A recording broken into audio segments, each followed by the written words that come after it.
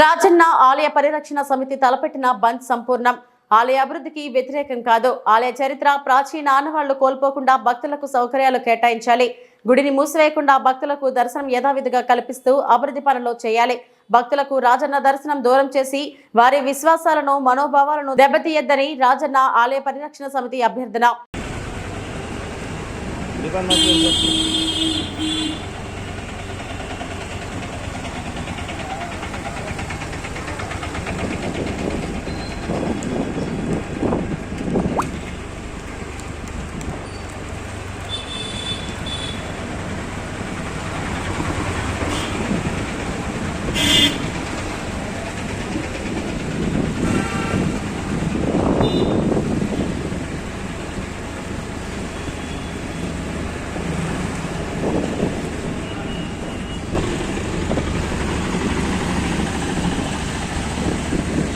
Gracias.